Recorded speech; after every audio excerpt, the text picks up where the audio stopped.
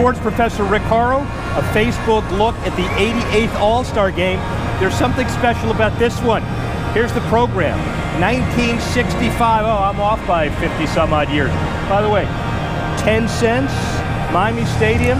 It was the Miami Marlins to be sure, but it's not this Miami Marlins. First baseball game I ever went to. That was when I don't even want to tell you how old, but Miami's come a long way. South Florida's come a long way. Now 5 million people. You go from that Miami Stadium, look at this behind us. It's a 35 to 40,000 seat, state-of-the-art, billion-dollar stadium that opened in 2012. The bottom line is it's revolutionized baseball in South Florida, even though the fans haven't thought so far. Take a look at baseball now. The Marlins, they say, are worth $900 million. We'll have to see if they get the $1.2 billion, $1.3 billion that they're asking from 3 or 4 suitors. Jeffrey Loria, David Sampson, you'll hear from David Sampson. He'll talk about that sale. Most important, the gateway to Latin America. Take a look at the All-Star Games validation and the numbers. You have 120 million fans in Mexico. You have the World Baseball Classic. You have, more important than that, over a quarter of the players were born in Latin America who started on Major League Baseball rosters now. 170 countries, 13 languages. Baseball itself, here's how you measure success. The average franchise is worth about $1.5 billion, which is a 90% increase over last year. And even more important than all of that, when you realize 3 years ago, there were 5 teams who were worth over $1.5 billion. Now, 23. Why? $8-9 billion in revenue. Nearly half of that is from television alone. When you take a look at the perspective of this, it's not only the television, but there are $12 billion from advanced media. And that's very significant because it gets distributed equally to all of the member clubs. Most important is not only the revenue, but the expenses. When you look at the numbers relative to the revenue and expenses, you have 7.5% increase in revenue and only 3.5% increase in expenses. Leads to labor peace, leads to the average salary of about $5 million. Surely there are challenges. Game's got to speed up. Game's got to be more global. Game's got to reach millennials. We'll see all of that today as we deal with people from Major League Baseball. We also see people from another perspective as well. The bottom line is this: baseball is very healthy. Miami facing challenges, but we'll see how they're dealing with that in the future as well. Listen to us as we go inside baseball on Facebook. David P. Sampson, president of the Miami Marlins, Florida Marlins, since 2006. Miami Marlins now. It's an honor. Thank you. Good to see you, Rick. How are you? Good. Appreciate that very much. Of course. So, your first program, 1965. Oh, wait. That's the old Miami Marlins of the Florida State League. How about that price point? 10 cents. 10 right? cents. 10 cents. Can you know imagine? what 10 cents gets you now? Nothing. Not even nothing. a phone call. Nothing. Well, this is my first game that I ever went to. Child. $1.50. Mock seat. We've come a long way, right? That's $1.50. How would you like to do a balance sheet now where the $1.50? You know what I was doing in 1965? Nothing. Nothing. Nothing. He wasn't around in 1965, to tell you the truth. Well, we're really glad to have David Sampson. Good to see you, Rick. Thank you very much, and thanks for the history, and thanks for bringing us to where we are today. All part of this, but you guys drove it home. This was an amazing, amazing effort. How do you feel tonight that your baby took the next step? I've been looking forward to this day since 2002. I wanted to deliver an all-star game to our community, to our fans, to the people, to realize that Miami's a major league city. I pictured Home Run Derby. I never dreamt that Giancarlo Stanton would be defending a title here at home. I never dreamt it. And when you think of the energy in this building, it is loud, it is rhythmic, it is cultural, it is Latin America, but it's also people who are third generation Miamians now, who grew up either with baseball, wanting baseball, and I think it's very important to the stability of the franchise. We're a young franchise. We're 25 years old. It's barely a generation. My focus is on, right now, we got the ballpark. There's no question the Marlins are staying in Miami forever. And it's about having generations of fans being Marlins lovers and supporters, and that takes time. It takes time. And let's talk about the cultivation of the stable fan base in South Florida. maybe a little frustrating, I don't know your words, but you win 2 championships, you buy into a trust of a franchise that's won 2 World Series titles.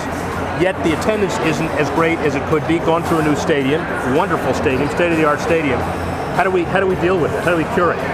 You know, it's a funny thing. We promised our fans a winner, and we haven't delivered. And I take responsibility for that.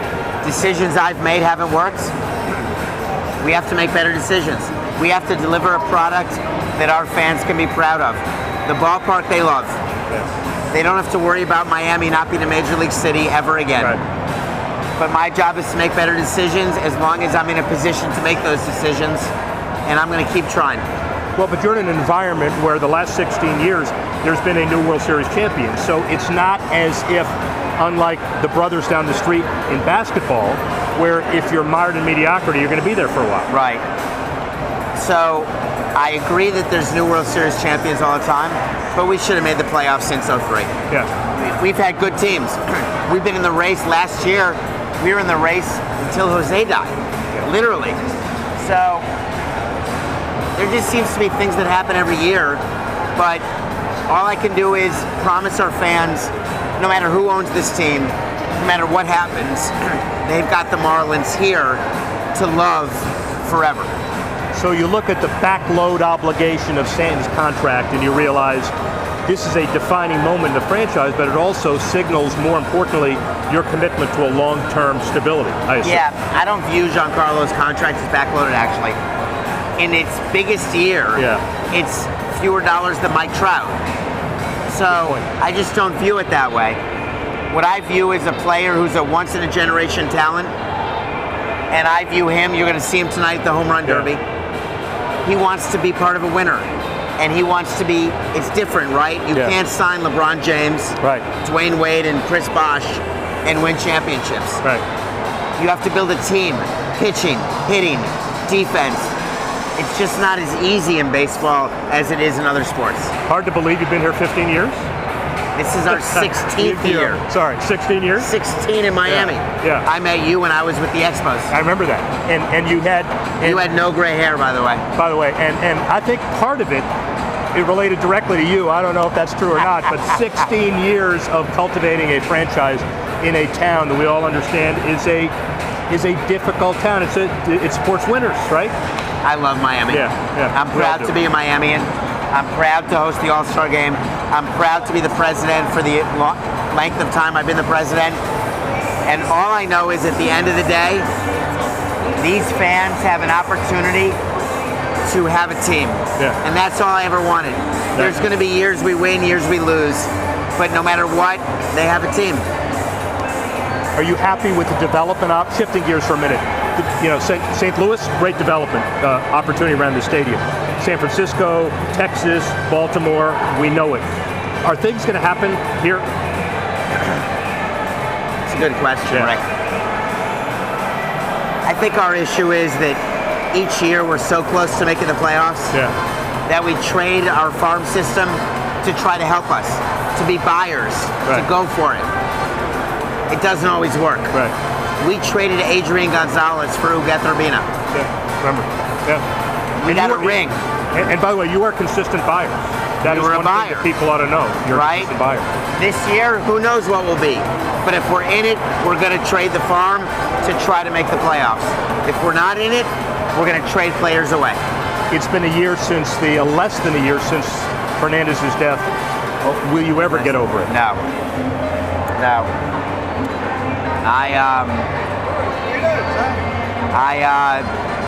I think about that day every day. I think about getting that phone call. I think about understanding the gravity of that. A young man dying. And I think about today, the All-Star Game. He wanted to start the game tomorrow. I don't know when this will be shown, but he wanted to start the All-Star Game. The last thing he ever said to me was, I'm going to start the game next year, and we were talking about it. I don't think you get over it. You learn to live with it, but you don't get over it. Way beyond a hole in the rotation. Not even close. It's a man's life. I mean, He has a daughter. I mean, it's not about baseball. Looking to the future, and then we'll talk about the sale for a minute, but looking to the future, is it easy to plan for this community with most safety nets done? Meaning, Tampa, they'll get a new stadium or not, but that's the next step. Here, you win 2 World Series, you already had them. So it's kind of hard to build the next step and the next step, isn't it? And or let me put it this way: the margin for error is not as big as it is in other cities. I want to see what happens when we win. Yeah, it'll be good. I want to see, before people judge us, judge the Marlins, judge Miami. Let's see what happens when we win. Are you frustrated by the fact that everything about the sale is telegraphed in the newspapers? You just realize that's a normal part of doing business? My pulse rate's always 50 or 45, 47. Yeah. Even right now. So I don't get frustrated. A lot of people leak things thinking it will benefit them, and they don't realize that we know who's leaking. We know exactly why, and it's not beneficial. So it means nothing to me. So I know 2 things. One is... You know more than 2 things. I know 2 things in this issue. One is you're in control of the process. Yes. And second is it is in everybody's interest for you to make a good business deal to responsible people and get as much as you possibly can, but the numbers are the numbers. I mean, I would assume that at the end of the day, everybody's pulling for you to be comfortable with whatever happens over the next few months. It's like any deal. There has to be a willing seller and a willing buyer, and everyone walks away saying, I would have paid more and I would have taken less. Yeah. That's when a real deal happens.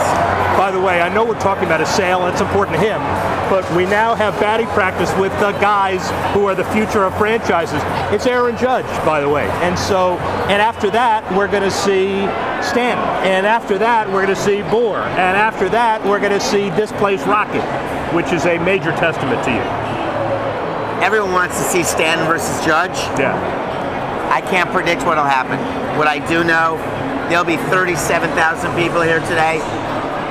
There'll be many, many millions of people, tens of millions of people watching on TV. And I want them to realize that baseball can be fun, it can be exciting, and it can provide entertainment. Those are the 3 things. Good luck, man. Really, good luck. Thanks, Hope Rick. everything works really well. I appreciate it. Thank you. So our look for Facebook at Inside the Marlins, Inside Major League Baseball, Inside the All-Star Game. You notice a few things. First of all, the labor guys and the management guys at the professional level, they get along really very well. Second is Bobby Bonilla sure has gotten bigger since he retired from baseball. Third is it's really important for Major League Baseball to focus on international development, and the All-Star Game here is the right way to do it. You also find out that the Marlins have, whatever the sale result's going to be, have really turned this town on for the narrow issue of the Major League Baseball All-Star Game. It's been 50 years since that first game for me, even longer. Bottom line is, this is a market that's well served by Major League Baseball, and as David Sampson and as others have said, it is just the beginning, even after 2 World Series championships. I'm the sports professor, Rick Horrow. Thanks for watching.